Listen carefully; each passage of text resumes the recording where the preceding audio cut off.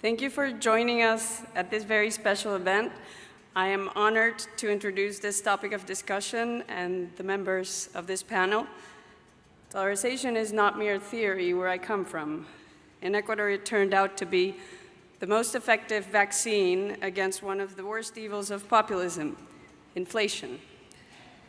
When an authoritarian project managed to take over Congress, the courts, the military, and most state institutions during a decade, the dollar remained out of its reach and eventually imposed a hard budget constraint that led us back to democracy.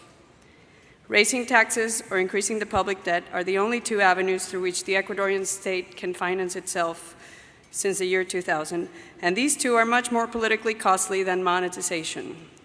More importantly, dollarization has been an island for the rule of law amid all the populist chaos. The dollar is the same for everyone, and it cannot be manipulated to exact massive transfers of wealth benefiting political clients. Though no panacea, it has given us the longest period of monetary stability in our modern history. This is a policy proposal to which Cato has contributed significantly. Since the 90s, Cato has published some of the most important studies on dollarization, beginning at the end of the 90s with Steve Henke's and Kurt Schuller's proposals to dollarize Argentina. Yes, dollarization is a recurrent topic of discussion in Argentina. And Juan Luis Moreno Villalaz's study on dollarization, Panama style. In the 2000s, Cato published Schuller's study on the theory and history of dollarization around the world. An account of how dollarization played out in Zimbabwe was also published at the Cato Journal. And more recently, my colleague Daniel Reisberg and I published a policy brief on why Argentina should dollarize. So I'm excited to introduce this topic, and I'm going to present our first member of the panel, Emilio Ocampo, who advised Javier Milei on dollarization during the 2023 presidential campaign. He is a professor of finance and economic history at Universidad del UCEMA, and a member of the academic committee of the finance program. He is also a member of the academic advisory board of Fundación Libertad y Progreso. He has taught emerging markets finance at NYU's Stern School of Business and was a senior associate at the Center for Strategic and International Studies. I am very thankful with Emilio because he has realized the importance and the relevance of the Ecuadorian case study for the Argentinian experience. We are countries that are so different in many ways, but so much alike in terms of institutions and the weakness of the institutions. So here we have Emilio.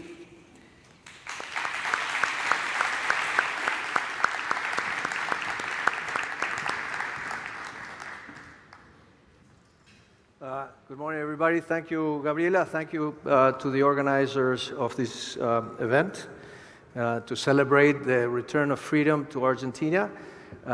Not surprisingly, I've been asked to talk about dollarization, and the topic I was given was to talk about dollarization and fiscal policy. I'm going to go back a few years. 25 years ago, Argentina was at the center of the dollarization debate. Some of you may remember in February '99 or January '99, President Menem decided that dollarization was the way to go. That project never materialized. In those days, the dollarization debate was framed as a trade-off between flexibility and credibility. We had, as you all know, a traumatic end to convertibility, and that end of convertibility sort of closed the debate, and it was reached, the conclusion was reached that flexibility was more important than credibility.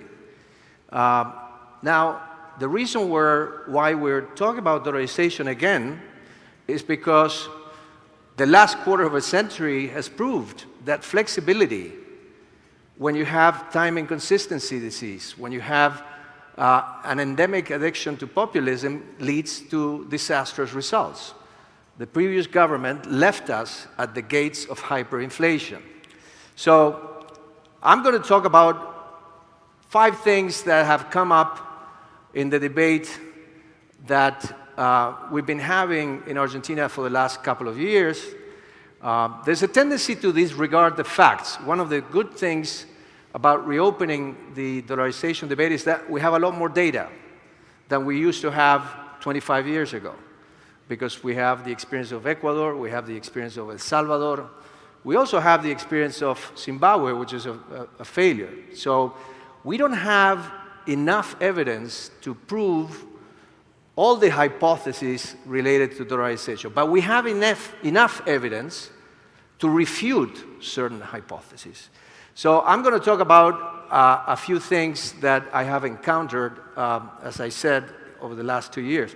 The first one I hear is fiscal balance is a precondition for dollarization. You cannot even think about dollarizing an economy if you don't have a fiscal balance. Well, guess what?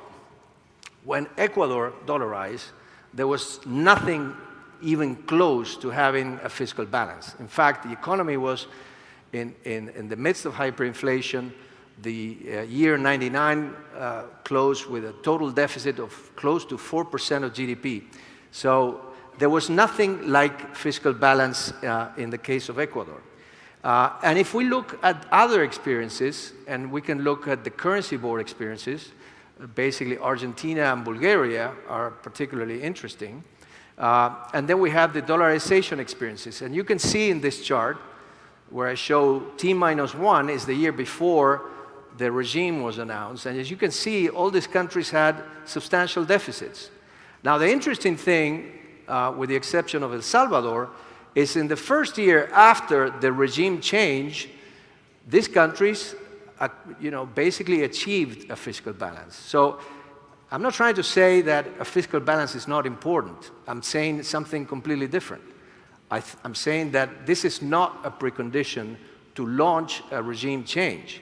The regime change by itself actually improves the fiscal balance, which takes me to the second question that comes up in the debate, which is, does dollarization help an economy or a government achieve a fiscal balance, or it basically works against it? And there are several ways in which this can happen. The first way is obviously when you have stability, the economy recovers. When the economy recovers, tax revenues go up. So, you could argue that dollarization is actually very positive for fiscal balance. And the experience of Argentina in the 90s supports this. But then there are other factors at work. You could also argue that dollarization eliminates devaluation risk, and by eliminating devaluation risk, it reduces interest rates, reduces country risk, and that reduces the interest expense that the government has to pay on its debt. On the negative side, a lot of people argue that dollarization actually would increase interest rates, because the disappearance of local debt denominated in local currency, eliminates a buffer. So if the government faces an adverse random shock, it doesn't have the flexibility to confront that. And so there's a line of argumentation that goes, dollarization actually has a negative effect on the fiscal balance. But if we look at Ecuador, again, the data is very interesting. I mean, this shows you the black line there is the year of dollarization. This is government revenues in dollar terms. And as you can see, government tax revenues increased quite markedly during dollarization, which is the year 2000, compared to the year 1999. And the first year of dollarization, which was, the second year of dollarization was 2001, the level of revenues was much higher. And if you see the movie as opposed to the picture, you can see that shortly after dollarization was announced, the government started increasing revenues. And that led to a fiscal equilibrium in the first years of dollarization. There's another issue that comes up in the discussions. People say, well, dollarization is bad because the government loses seigniorage revenues. Now, there's a lot of confusion about this discussion. Seigniorage, when you analyze dollarization as an alternative to having an independent central bank, for example, seigniorage is simply the interest earned by the central bank on reserves. Now, the interesting thing that we can see in this graph is that most people that talk about this say, you lose seigniorage the minute you dollarize. Well, the actual data refutes this claim. Ecuador and El Salvador, because they kept the central bank and they continue to channel some currency flows through the central bank, they have reserves, and those reserves earn interest. And as you can see from this chart, which shows that revenue in terms of GDP, is not that different from the revenue that our central bank in Argentina earned on its reserves over the last 20 years. And if we compare the numbers to countries like Peru and Colombia, we can also see that Argentina, with its own currency, it's not earning much in terms of seigniorage from the privilege and the monopoly of having money. And I want to clarify here, when I talk about seigniorage in this context, I'm not talking about the inflationary tax. But the point is, it's not as simple as it looks. You have to go and look at the data. It's important to look at the data. The third point I want to talk about is, and this is a very important one, is does dollarization impose fiscal discipline? And this is very important because if you have governments addicted to excess spending, and people say, well, they're not going to change. If we have governments addicted to spending, that's not going to change after dollarization. And there are three schools of thought in this. The first school is, I would call the negative school of thought, which says, actually, dollarization increases fiscal profligacy. It basically leads the government to to spend more, and because the default risk goes up, that leads to higher interest expense and higher deficits. There's another school of thought that says dollarization is neutral, so it doesn't really resolve the fiscal problem. So if you don't resolve the fiscal problem, dollarization is not going to be viable. And finally, you have the optimistic view, let's call it, that was articulated by many economists, but most notably by Robert Mundell, the Nobel Prize winner. He said, look, if you actually constrain the government with dollarization, fiscal discipline is going to improve. If we look at the data, the evidence is mixed. We have about 15 or 16 countries around the world that have either given up entirely their currency or they have a currency board mechanism. And what I show here is the median primary balance over GDP. And as you can see, it's hard to make the argument that dollarized countries, which are the red line, basically have less discipline than non-dollarized countries. The pessimistic view, I guess, was articulated in a paper published about almost 25 years ago, and that asks two questions that I think are relevant here. And the first question is it not naive to believe that a chronically undisciplined government will alter its behavior merely because of a change in currency? And as we shall see, the answer to this question is no, it is not naive. In fact, the data supports this notion. And the second question is, would such a government not simply get rid of dollarization at the first strong desire to inflate? And again, the answer is not really. They can try to get rid of dollarization. So let's look at Argentina, for example. We look at the last 70 years. And we look at total deficit over GDP. And we adjust that by export taxes, because it's very easy to have a surplus in Argentina with export taxes. The challenging thing, it's very easy to have equilibrium or a surplus when you have distorted taxes. The question is whether you can have that equilibrium without them. And you can see here that convertibility is an outlier in the fiscal history of Argentina of the last 80 years, because we didn't have export taxes. And the average deficit over the 10 years of convertibility was much lower than in any other period of time. Now, with respect to the second question, which is, wouldn't a government inflate when they want to overspend? And there we have the experience of Ecuador, and the experience of Ecuador in this regard is very strong. Correa, and many of you may not know, governed Ecuador for 10 years. And he had more power than the Kirchners in Argentina. He had control of Congress. He had control over the Supreme Court. He managed to change the constitution to get reelected. He had the support of the armed forces. And he was considered the most popular politician in the history of Ecuador.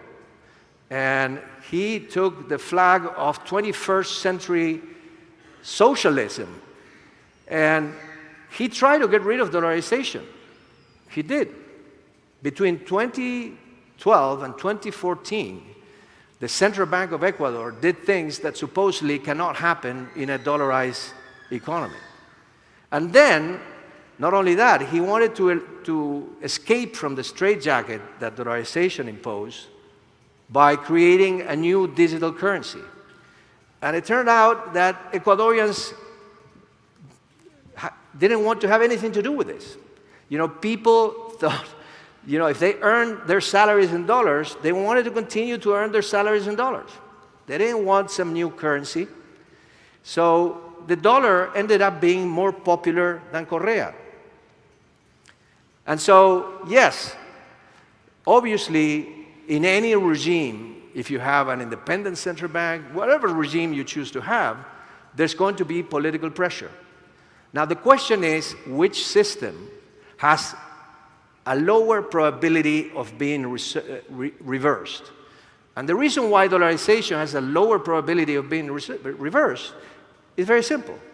When people earn money in dollars, it's very difficult politically to take those dollars out of their pockets. And that's the reason why dollarization survived in Ecuador. Now, that doesn't mean that Ecuador is in the midst of a nirvana.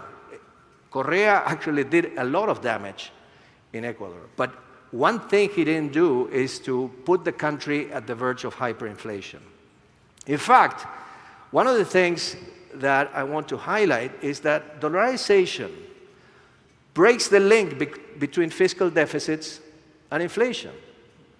You can see here the cumulative deficits of Argentina compared to Panama, Ecuador, and El Salvador.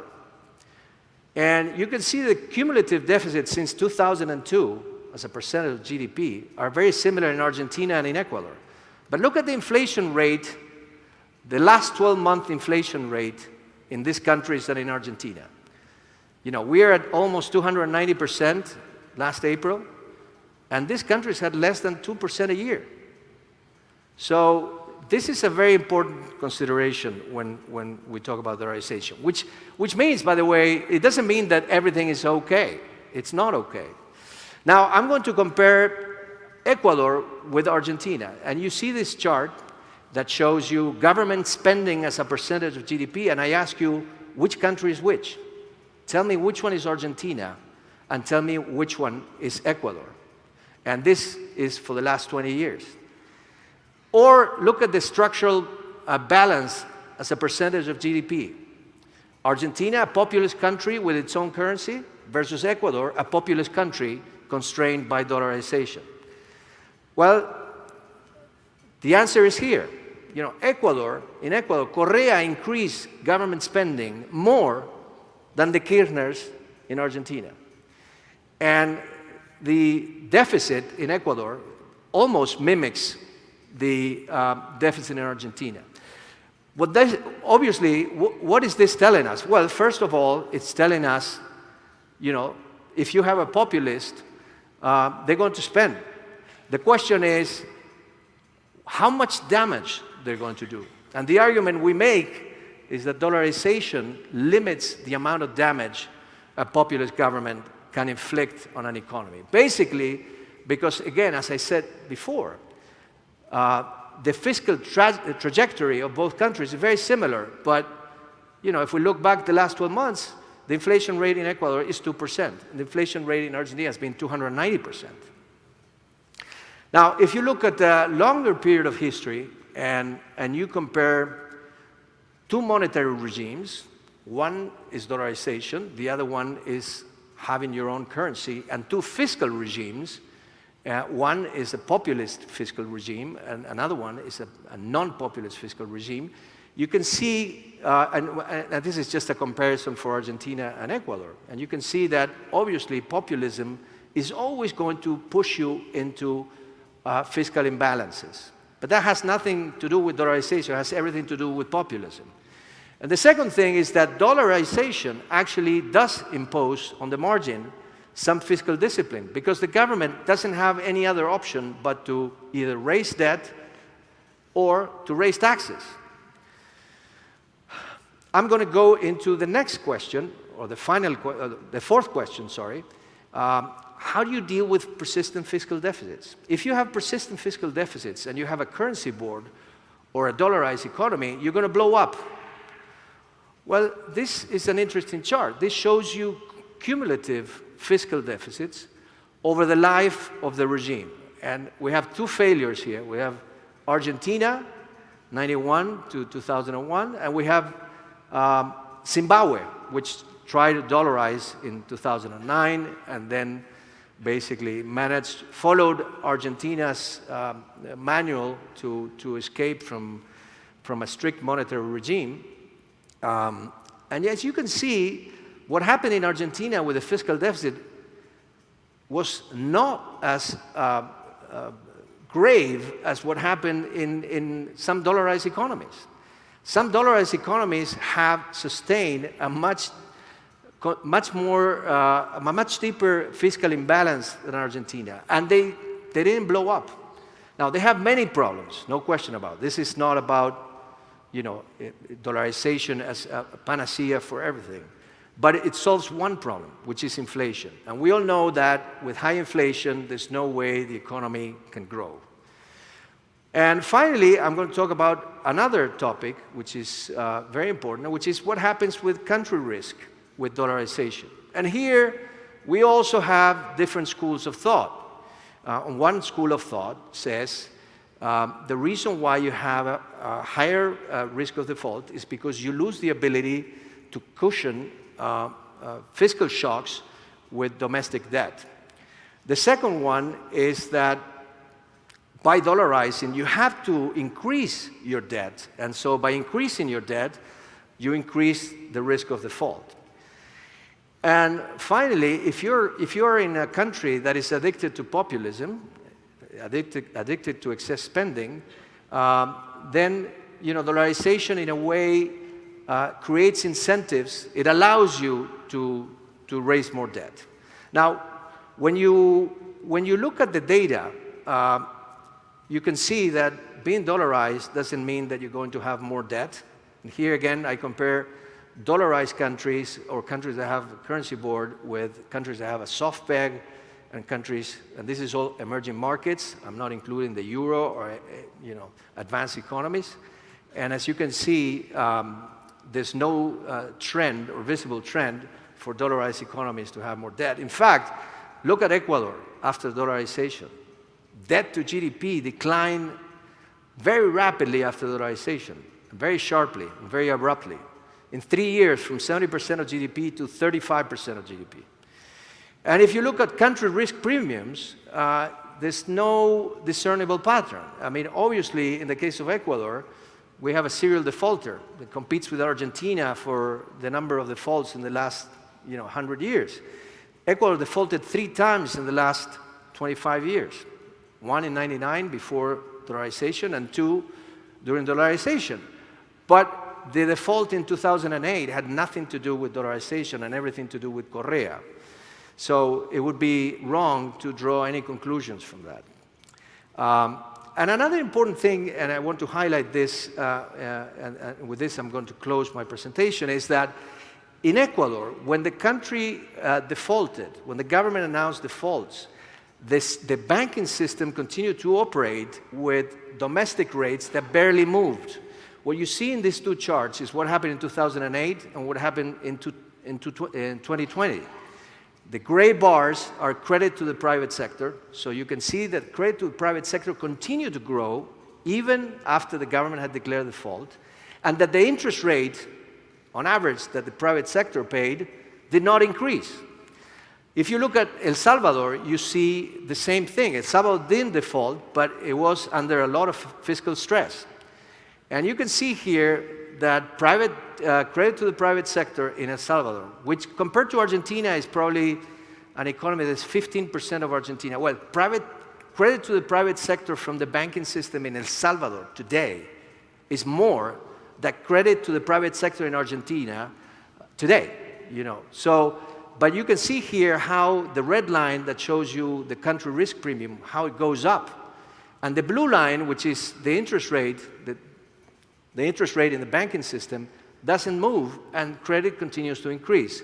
So this decoupling is a very important thing because it isolates the private sector from the fiscal crisis, and this is a very important subject. There are obviously many other reasons why the risk of default can go up and down, and so to try to make a case that dollarization by itself is the defining factor, I think it's the wrong approach. With that, I finish my presentation. Thank you for your attention.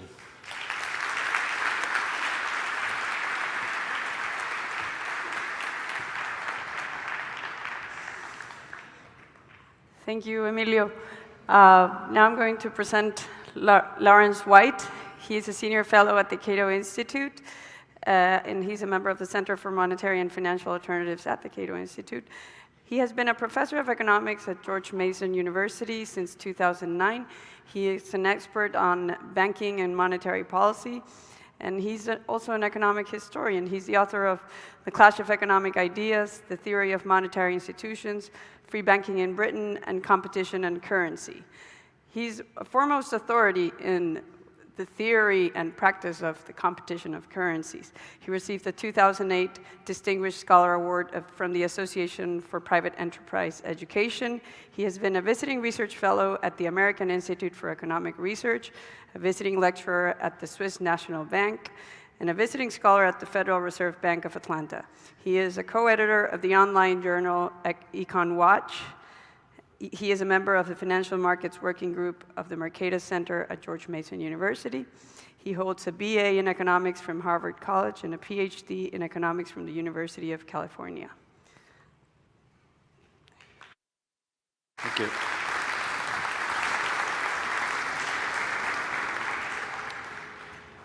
Thank you, Gabriela. Do I have some slides? So I also want to talk about dollarization. I'm going to talk about dollarization from the point of view of the users of money. And the question is going to be, why not let users of money use the kind of money they want to use? Do I have some slides? Anyway, last week in my neighborhood, I ran into a neighbor of mine who is a chronic smoker. But he said to me, hey, good news, I've decided to quit smoking. I said, that's great, but I can't help but notice that you have a pack of cigarettes in your pocket. And he said, don't worry about that. I promised not to use them. That puzzled me a bit. But today I'm in a country that has a chronic inflation problem, and I noticed that people are promising not to inflate, and yet the country in its metaphorical pocket still has a central bank. And without a central bank, you don't get that kind of inflation. So it's a puzzle, if you are committed to not inflate, why you would keep a central bank and keep a currency that the central bank not only can, but has shown a tendency to expand very rapidly.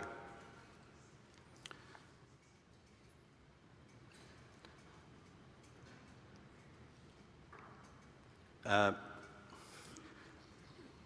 of the most famous Argentine economists is Guillermo Calvo. I would have said most famous in the world until Javier Milei was elected president. But Calvo made this point very clearly when he said, if I have a central bank that I can use at pleasure, it is a problem. That is what has brought the country to the highest inflation rates in history. So that's the story of Argentina, a central bank that's able to print money to finance government spending, being repeatedly asked to print money and doing so. And as a result of the inflation they experienced, dollarization has already taken place in Argentina in the lives of everyday people. People keep their savings in dollars, people quote prices in dollars, people make transactions in dollars to the extent that they are legally allowed to do so. So we should think of dollarization as Dollarización Popular. It's from the bottom up, what Argentina has already. It's not something to be imposed from the top down. The question now is, will the government concede to the public's demand, the public's preference to use dollars over Argentine pesos? So think of official dollarization as just the last step of a process that is already well underway. And we can turn the question around and ask, why should a government that is committed to improving people's lives stop people who are trying to improve their own financial affairs by using a more stable currency? Why not allow them to use the dollar wherever they like, or whatever currency, but of course it's the dollar that has taken the place of the peso in many uses. If you take a top-down approach and look at it from the point of view of a social planner, an economic planner, you might say, well, look, we have plans, and those plans are upset by the public taking away the use of the peso as a policy instrument. So the question arises from that point of view, why allow the public to do this? Why allow the public to take away the peso or to reduce the use of the peso to insignificance? And the answer is, if we believe in liberty, if we believe in consumer sovereignty, if we want to allow people to manage their own lives, then we respect their choices, and we respect their financial choices. We respect their currency choices.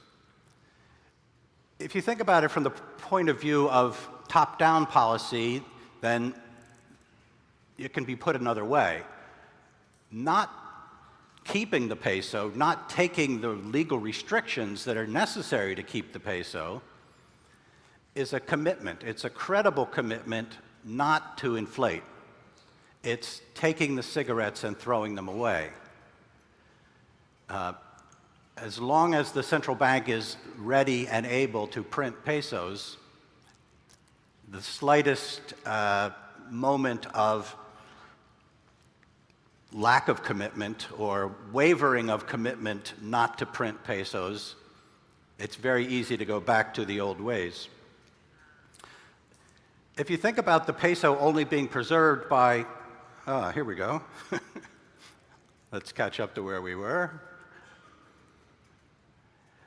If you think about the peso only being preserved by legal restrictions, by the cepo, by all kinds of restrictions on who can use dollars in what kinds of transactions, both in retail markets and in financial markets, then to preserve the peso means preserving those restrictions, and those restrictions are bad for the economy. They're bad for economic growth in Argentina,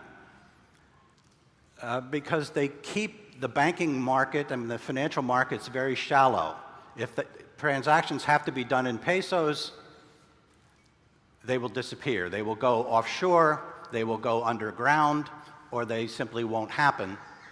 But the banking system in Argentina is very shallow because it's in pesos, and people would rather not keep their savings in pesos. So as we heard earlier, deposits are a very small share of gross national product, gross domestic product, and bank lending is a very small share compared to other countries. If you want a Latin American country with a very deep financial system, look at Panama, which of course has been dollarized for more than 100 years. In Panama, you can not just get a mortgage, you can get a 30-year fixed rate mortgage because everything is in dollars. Now, why don't all economists look at dollarization that way? as a matter of allowing consumers to buy what they want. And they don't because they take a kind of top-down approach, and they think of it as, well, it's up to us to decide what kind of money the economy will use. And the fancy name for this theory is the theory of optimal currency areas. But when they say optimal, normally optimal in economics means maximizing gains from trade, exhausting all the possible gains from trade. That's not what it means in this circumstance. It means optimal from the point of view of a Keynesian planner who wants another tool to use monetary policy in the face of nominal rigidities, in the face of wages that are too high or too low, trying to manipulate unemployment, that sort of thing. It's not looking at it from the point of view of the consumer. So it's, again, using optimal in a way contrary to the usual way we use it in microeconomics. So there are common objections to dollarization, and Emilio has dealt with several of them, but let me just add my views on this. A common objection is from the point of view of economists who advise the central bank, we would lose a tool for countercyclical policy if we can't manipulate the growth rate of the money supply.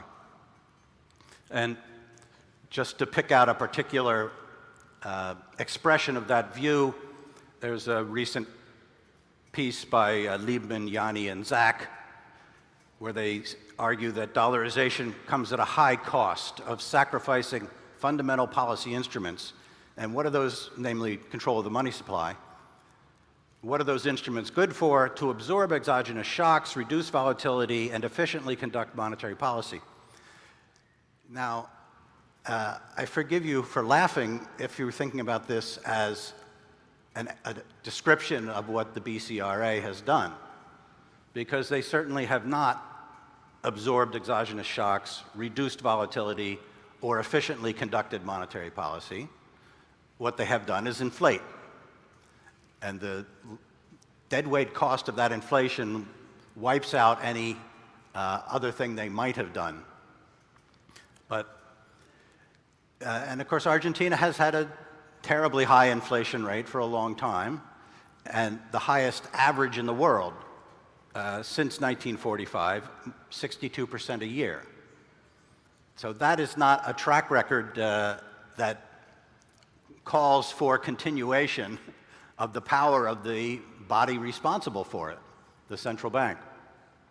To imagine that, well, they don't have to inflate that fast. They could, under the right influence, change to inflating at 3% a year. It's not going to happen. I think that's magical thinking. There has to be an institutional change. Second objection, you hear that it would tighten financial markets because peso financial markets would go away. Well, but they would be replaced, and more than replaced, by the legalization of dollar financial markets. So the restrictions on the use of dollars don't enlarge the financial system, they shrink the financial system. They keep it small. And again, compare Argentina to Panama or Ecuador or El Salvador, where, as Emilio showed, the banking system continues to grow and occupies a much larger share of GDP. So there's a lot more financing taking place onshore. Again, the loss of seigniorage has been mentioned. I'm thinking of seigniorage in a slightly different way from the interest on the central bank's reserves. Think of it as the revenue gained by adding new pesos to the economy. Well, when the real value of the entire stock of pesos is very small, as it is in Argentina for obvious reasons, adding 10% doesn't generate much real revenue. And of course, it enhances inflation, which is a negative for the rest of the economy. The revenue gain to the government from printing money, the revenue lost by the government, when it loses the ability to print money under dollarization, is a gain to the public, because the public is choosing to hold dollars. And if you don't allow them to substitute dollars for pesos wherever and whenever they want, you are denying them that gain. So it's not only a tax, it's a especially harmful tax, a very distortive tax, the legal restrictions that keep the peso in place. If you think about the seigniorage from having pesos in circulation, again, it's very small because the stock of pesos in real terms is very small. But even that doesn't have to be lost, and this is a case where I'm being utopian, I suppose. But there are places in the world where the currency denominated in a foreign unit is issued locally. So in Northern Ireland, in Scotland, and in Hong Kong, commercial banks issue paper currency. Or I could say they still issue paper currency. They never lost the right, which they had in the 19th century, to issue paper currency. And that means that the revenue, or the float, the profit from issuing paper currency, is retained by the local banks, and competition among the banks shares that with the public. So the public benefits from the seigniorage being kept in the banking system and not being sent to another country. An objection I hear again and again is that using some other country's currency amounts to a loss of sovereignty. And there are a number of ways to respond to that. So Liebman, Yanni, and Zach say, look at all these other countries in Latin America that have conquered inflation without giving up their own currency. Yeah, but the very basic point is Argentina has not done that. The Argentine Central Bank has not kept inflation low. None of the other central banks listed has produced 60% inflation a year consistently. So what they refer to as policy setting freedom for the central bank is not a benefit to the Argentine public. It's a terrible burden on the Argentine public. If I had time to teach a semester's worth of monetary theory, I could teach you that money's not inherently a sovereign function. We have lots of historical cases where money is produced privately. It's only later that sovereigns get involved by monopolizing the mint, by monopolizing the issue of paper currency, and so on. But there's nothing inherently sovereign about the role of producing money. If Argentina decides to officially dollarize, having already popularly dollarized, that will be a sovereign decision. So it's a decision that the sovereign authorities will make. So it's not taking away their sovereignty to make that decision. Now, I understand that there's been a lot of discussion in Argentina about the Peruvian model, which is understood as currency competition between the dollar and the sol. Of course, there is a difference that the Peruvian central bank has managed to produce low single-digit inflation. And under those circumstances, the local currency can survive in a competition even without legal restrictions on the use of dollars. But in Argentina, there are strong legal restrictions on the use of dollars. If we take those away, then the dollar will dominate to the extent that people want it. The peso will last only if people want it. So then the central bank will have a choice: bring inflation down to single digits or lose its customer base, lose its clientele. And if they can't bring inflation down, they deserve to lose their customers.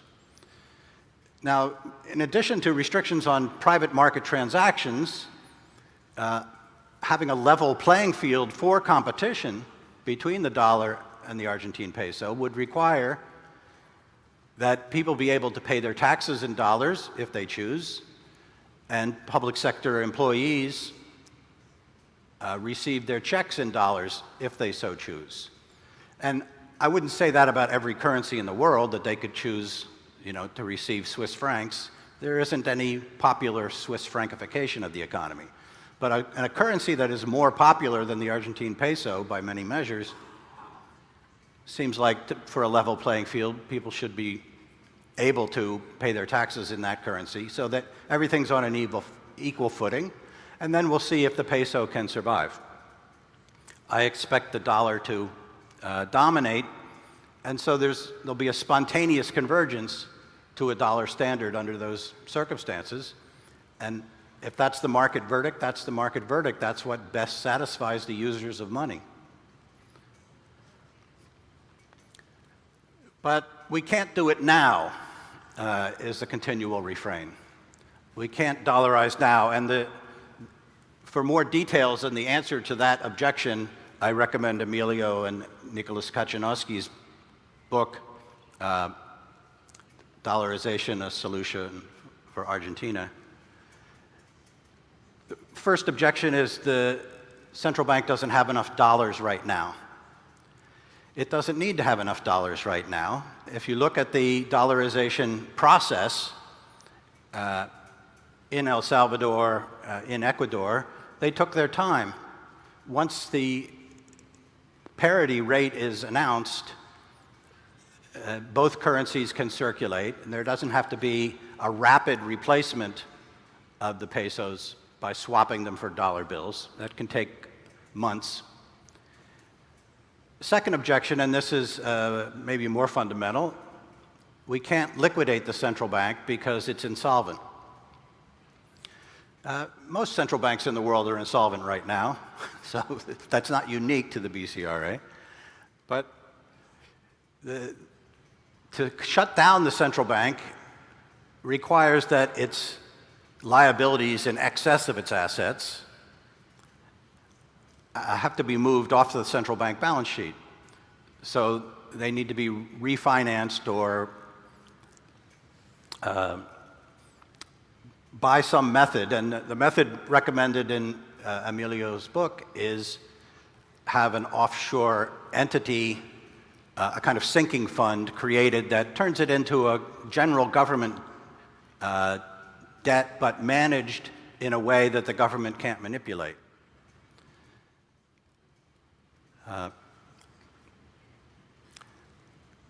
But let me return to my main theme, which is if you want to stop smoking, don't keep cigarettes in your pocket, throw them away. If you want to stop inflating, don't keep a central bank in your pocket ready to print pesos, shut it down. Thanks very much.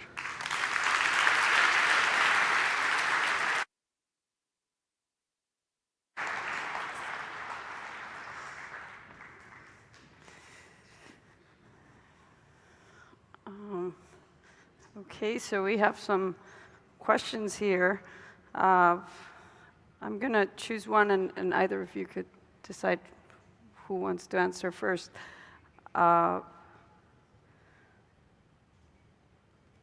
What do you think about the abandonment of the dollar as a currency of exchange and reserve on the part of countries like China, Brazil, Saudi Arabia, in their effort to fortify their local currencies? I don't know if Emilio or Larry would like to take that. Well, so the government of China has stopped accumulating so many U.S. Treasury bonds, and that's for many years they were accumulating them as a way of fixing their exchange rate above its market value. They've stopped doing that, and I think they've even reduced it a bit, but they haven't dumped their Treasury bond portfolio. And there's still a very deep demand for dollar-denominated bonds all around the world.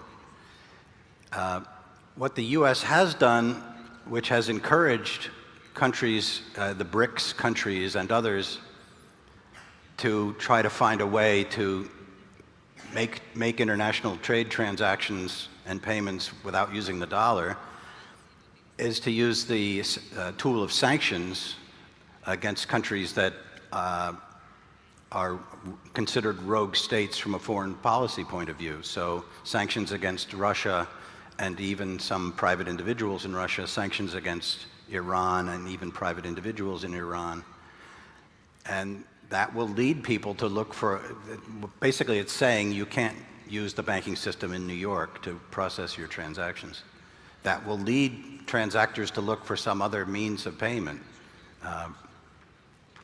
But Treasury bills are still very popular, including with central banks.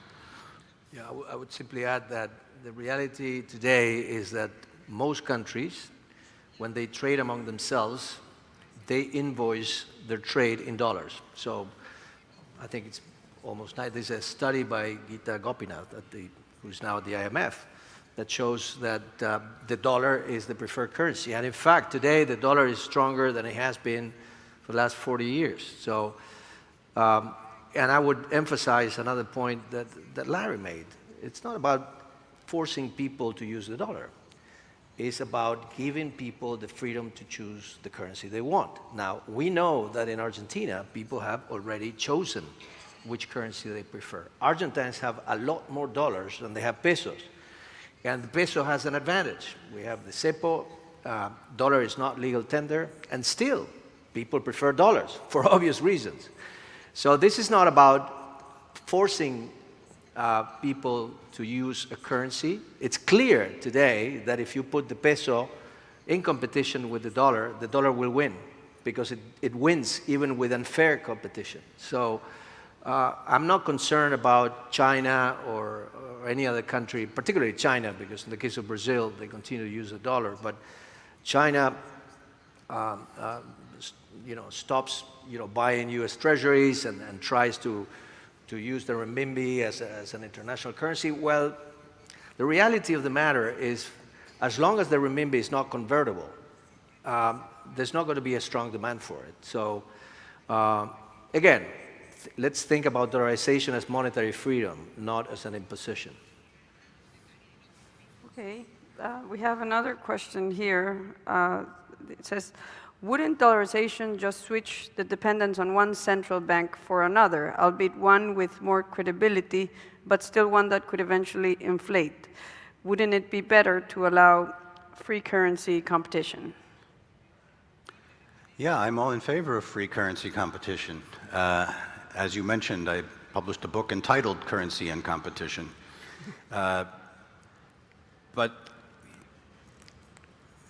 And the dollar is not a perfect currency for all people in all places, but in Argentina, it's clearly a better currency for most people in most uses.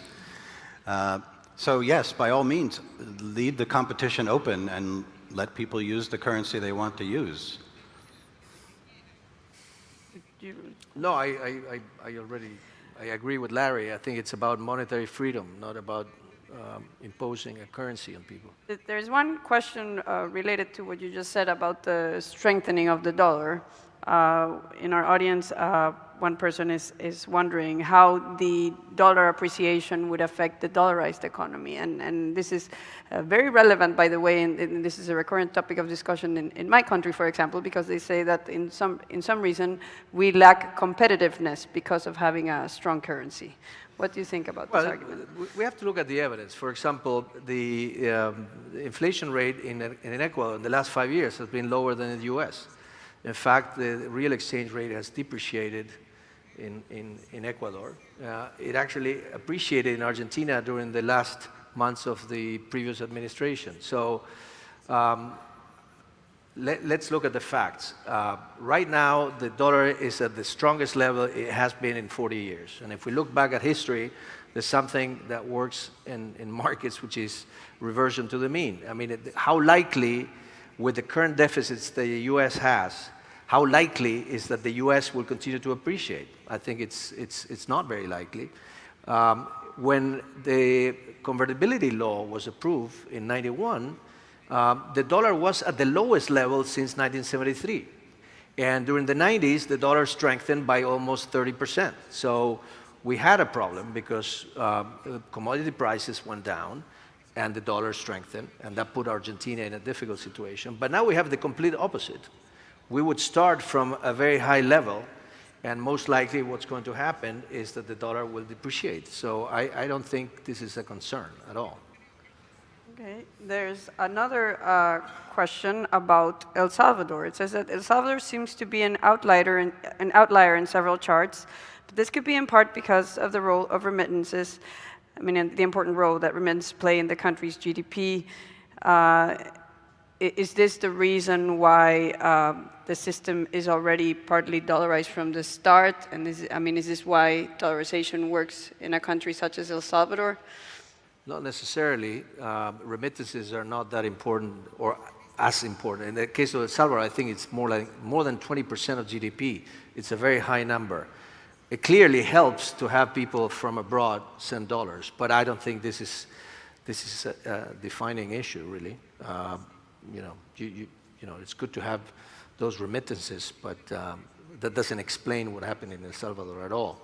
El Salvador had a voluntary dollarization process, so people were free to continue to use the colon, which still exists technically as a currency, but the entire banking system works with dollars. So if you want colones, in theory, you could get them, but nobody wants colones. So, and that has nothing to do with remittances. Now, interestingly, in El Salvador, Bukele tried to impose a new currency on the people. He tried to impose Bitcoin, and that didn't work either. People didn't want Bitcoin. But that goes back to the earlier point that I made. This is not about the government decided what currency you use. Our point, and I think Larry would agree with me, is that we don't want a technocrat telling us which currency we need to use. I mean, we can choose which currency we want to use. And so it's about monetary freedom. Okay, then we're getting close to our end time, but there's another question which wonders, if the US government has been running fiscal deficits for decades and there's no political will to solve the problem, aren't you concerned that using the US dollar will not offer the stability that Argentina seeks? Well, Argentinians have chosen the dollar. This is not, we decided that Argentinians should use the dollar. That decision has already been made. It's not like we are proposing a new thing. So it's a fact that we prefer the dollar. And there's no question that today the best currency in the world is the dollar, because there's one thing about currencies that Larry mentioned, which is the network effect. And the best currency to use today is the dollar. If the dollar ceases to be a good currency, then people should be able to use another currency.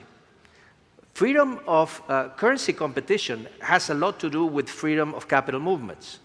So, it's about in which bank and in which currency you keep your money. So if I allow people to have accounts in euros or dollars or whatever, they can choose, they can substitute the currencies as they see fit. And if the dollar becomes a junk currency, somebody could argue that the trajectory of fiscal deficits in the US is not sustainable, whatever, then it's going to be a different thing. But let's remember, in '91, when convertibility was launched, the US was in a similar predicament as it is today. People thought that deficits would continue for a long time and that the dollar would not strengthen. And then we had the Clinton years, and the US went from having deficits to suddenly having surpluses for the first time in many years, and the dollar strengthened. So, we need to give flexibility to the people to use whichever currency they want. I just want to add to that if you look at the strength of the dollar, it means that foreign exchange speculators aren't expecting a depreciation of the dollar anytime soon, despite the unsettled fiscal situation in the US.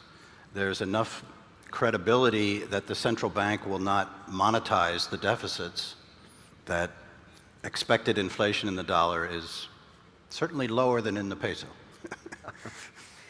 Well, thank you very much. I would just like to, we're talking about currency competition. Just to conclude, there's a very nice article in the 1904 Constitution of Panama, which says that no citizen can be forced or will be forced to accept a bill that does not inspire him or her confidence. And I would think that's a lovely way to put it. Thank you very much. Thank you.